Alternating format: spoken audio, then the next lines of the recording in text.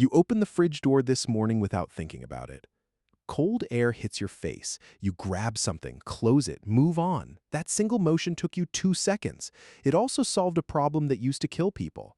Now imagine the fridge is gone. The house is gone. The thermostat on your wall, the one you complain about, the one that keeps your bedroom at exactly 21 degrees while snow falls outside, that's gone too. You open your eyes and you're lying on frozen ground under a sky the color of iron. It's 20,000 years ago. You've just woken up in the last glacial maximum, the coldest stretch of the Ice Age, and nothing around you was built for a body like yours? Here's the world you've landed in. Northern Europe is buried under an ice sheet more than a kilometer thick in places. South of that, the land isn't snowy forest. It's tundra and steppe, flat and wind-scoured, dotted with mammoth-bone and not much else. Average temperatures sit 10 to 15 degrees Celsius below what you're used to, and the wind never really stops. You're not wearing a coat, you're wearing whatever you fell asleep in. That alone puts a clock on how long you have. The first challenge finds you in under an hour: heat loss. Human core temperature only needs to drop about 2 degrees before your hands stop working properly. Ever tried to tie a shoelace with numb fingers? Now try building a fire with them. Frostbite starts on exposed skin, nose, ears, fingertips in as little as 30 minutes at these wind chills. You don't have gloves. You don't have a hood. Your body, built for a world of grocery stores and central heating, starts shutting down blood flow to your extremities to protect your core, and your hands go from clumsy to useless within the hour. So you need shelter, fast. But building shelter here isn't stacking branches like a survival show taught you.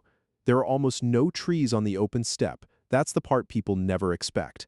The archaeologist Olga Sofer, working at sites like Mezhirich in Ukraine, documented Ice Age dwellings built not from wood, but from mammoth bones. Dozens of them stacked and lashed together with hide. Do you know how to butcher a mammoth carcass for its bones? Do you know how to cure hide well enough to make it windproof? You don't. And the people who did spend years learning it as children? That brings the second problem: food. You're hungry within 6 hours, seriously hungry within a day. Modern humans burn through stored energy fast in cold weather because the body spends extra calories just generating heat. The animals around you, reindeer, horse, the occasional mammoth, aren't going to walk up and introduce themselves. Ice Age hunters used coordinated group tactics, driving herds toward natural traps, a skill set built over a lifetime and passed down, not improvised. You have a phone with no signal and zero survival training. Even if you found a weapon, you've never thrown a spear at a moving target with your life depending on the throw. Then there's fire. You know fire exists. You've used a lighter 1,000 times. But could you actually start one from nothing? Flint, pyrite, dry tinder, patience? Studies on modern attempts at primitive fire starting show it routinely takes people over 45 minutes on their first real try, if they succeed at all, and that's with instructions. You have no instructions. Without fire, you can't warm yourself past what your clothes already give you. You can't cook meat, which matters more than people think.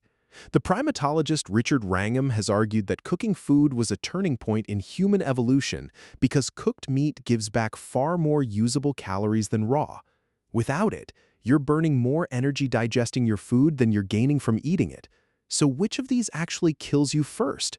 Here's the counterintuitive part. It's not the cold, and it's not starvation, it's dehydration, and almost nobody predicts that one. Snow looks like water everywhere you turn, but eating snow directly cools your body from the inside and burns calories you don't have to spare just melting it. You'd need fire to melt it safely, and you don't have fire yet. People in cold environments underestimate how much water they're losing through cold, dry air and physical exertion, and by the time thirst feels urgent, you're already behind. Ice Age humans solved this constantly and invisibly. They knew exactly which snow to melt, when, and how, because their lives depended on details you've never had to notice. And yet, here's the twist inside the twist: you might last longer than you'd guess on pure instinct. Human beings are stubbornly good improvisers under pressure. At sites like Dolní Věstonice in the modern Czech Republic, archaeologists have found evidence of tailored clothing, sewing needles carved from bone, even ceramic figurines fired in kilns 27,000 years ago, proof that Ice Age people weren't primitive in the way pop culture imagines them. They were engineers working with a smaller toolkit and a much steeper penalty for mistakes. You have something they didn't: A mind full of knowledge about chemistry, physics, and biology that you've never had to apply with your bare hands.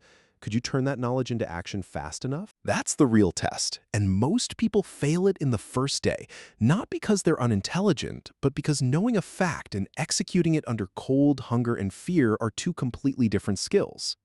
There's also the question of who you'd meet. The last glacial maximum wasn't empty. Small bands of anatomically modern humans lived across these landscapes in groups of maybe 20 to 50 people, moving with the seasons and the herds. If one of those groups found you, disoriented, without gear, speaking a language that hasn't been born yet, what happens next depends entirely on them. Anthropologist Louis Binford spent decades studying how hunter-gatherer groups made decisions about strangers and resources, and the pattern that emerges again and again is pragmatic, not hostile. An extra pair of hands is valuable if you can be taught fast enough not to be a liability. Your survival might come down to how quickly you can prove you're worth feeding. Now flip it around. What does this Ice Age world take from you that you never once had to think about? Antibiotics, for one. A cut that would cost you a 5-minute bandage today could realistically kill you here through infection, slowly, over days with nothing you can do about it. Painkillers. A dentist. The simple certainty that if something goes wrong with your body, someone with real medical training is a phone call away. You've spent your whole life standing on top of an invisible safety net built by other people, most of whom you'll never meet, and you only notice it the second it's gone. Here's the modern mirror, and it's worth sitting with.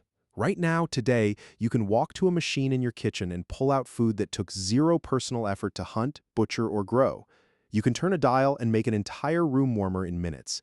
You can drink water straight from a tap that has already been tested, filtered, and made safe by systems you never see and rarely think about. None of that is normal, historically speaking. Almost all of human existence looked like the Ice Age you just woke up in, cold, uncertain, dependent on skill and luck in equal measure. The comfort you live inside isn't the default setting for a human life. It's an extremely recent, extremely fragile exception, built over thousands of years by people solving exactly the problems that would currently be killing you. So how long would you actually last? Realistically, without meeting a group willing to take you in, most estimates from cold weather survival research put an unprepared modern person at real risk of death from exposure and dehydration within 2 to 4 days, faster if the weather turns. With a group and with a willingness to learn fast and contribute immediately, you might make it. You'd never be as capable as someone raised in that world, but you might survive in it. You close your eyes, and when you open them again, you're back. You reach out and open the fridge door without thinking about it. Cold air hits your face. You grab something, close it, move on. 2 seconds. It took people 20,000 years and everything they learned the hard way to make that motion feel like nothing at all.